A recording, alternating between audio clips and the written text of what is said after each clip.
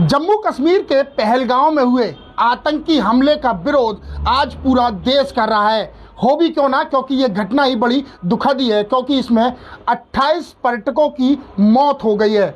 कह सकते हैं कि इस घटना के बाद पूरा देश एकजुट हो गया है, क्योंकि जिस तरीके से उन्होंने मजहब पूछ के गोली मारी गई, तो कह सकते हैं कि उनका जो सूत्र बता रही है, मीडिया सूत्र के हिसाब से कह सकते हैं कि वह पाकिस्तानी जो है जासूस और आतंकी भी हो सकते हैं। वहीं हमारे साथ बात करने के लिए मुस्लिम समुदाय के लोग हैं, उनसे बात कर लेते हैं।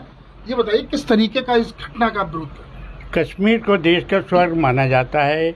यही वजह है कि देश के नहीं बल्कि दुनिया के कोने कोने का लोग टूरिस्ट के रूप में वहाँ आता है। 370 ख़त्म होने के बाद वहाँ पे जो उससे पहले जो था, उसके बाद ख़त्म होने के बाद लोगों में ये आलसा हो गई कि अब हमारा बिज़नेस भी बढ़ेगा, टूरिस्ट आएंगे। और ये हुआ भी है।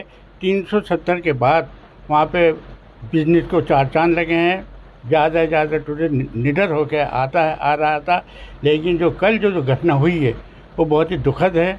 इसलिए वहाँ के बिज़नेस के ऊपर इसको बहुत बुरा असर पड़ेगा और दुनिया पे कि कोने कोने में एक ऐसी आवाज़ जाएगी जो कि गलत डराने वाली होगी। इस्लाम धर्म कभी ये नहीं चाहता कि हर कौम के लिए, हर दुनिया चंद परंत जिसके लिए इस्लाम ये किताब, उसकी हिफाजत करो, उसके नरमी से लाओ।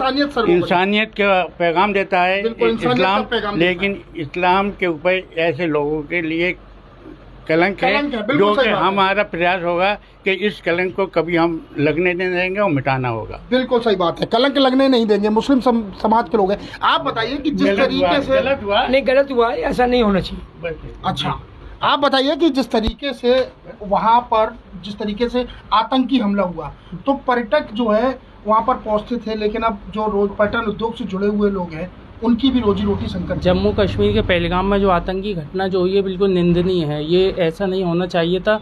अब हम तो ये सोचते थे कि अब जम्मू कश्मीर में कोई ऐसी घटना नहीं होगी 370 हटने के बाद, लेकिन ये बहुत नुकसान हुआ। पर्यटकों भी काफ़ी वो बेकसूर लोग मारे गए। बिल्कुल बेकसूर लोग मारे गए, लेकिन अब जो है सेना के जवान वहां सर्च ऑपरेशन चला रहे हैं और ये ऑपरेशन होगा ढूंढो और मार गिराओ। और भी हमारे साथ बात करने के लिए युवा भी हैं, उनसे ही बात कर लेते हैं। आप बताइए कि किस तरीके से, जिस तरीके से जो हमला हुआ है, क्या कहना चाहिए? ये जो भी हुआ है बहुत गलत हुआ है और ऐसा होना नहीं चाहिए था। और हमारे देश के प्रधानमंत्री लगे हुए हैं इसको मुँह तोड़ जवाब देने के लिए। बिल्कुल मुँह तोड़ जवाब मिले भी क्यों ना, क्योंकि ये घटना ही निंदनीय है। आप बताइए कि मजहब पूछ के जो है गोली मारी गई, तो क्या कहना चाहिए?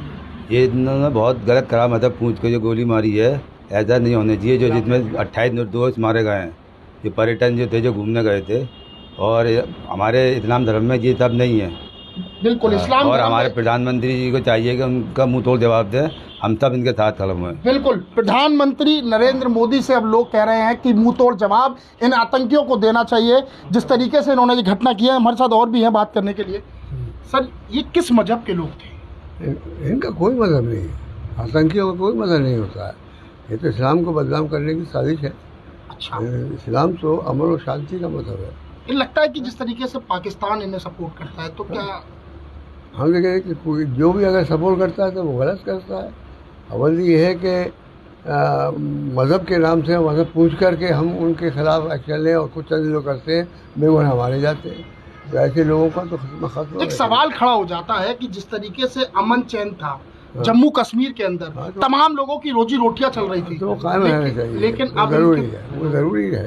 अमन सदन के कायम करने के लिए गवर्नमेंट एक्शन लेगी और लेना चाहिए। बिल्कुल एक्शन लेगी और लेना भी चाहिए, क्योंकि पूरा देश इस घटना के विरोध में है। वहीं आगरा के मुस्लिम समुदाय के लोगों का भी यही कहना है कि देश के प्रधानमंत्री नरेंद्र मोदी को इस घटना का मुंह तोड़ जवाब देना चाहिए और उन आतंकियों को ढूंढकर ढेर कर देना चाहिए।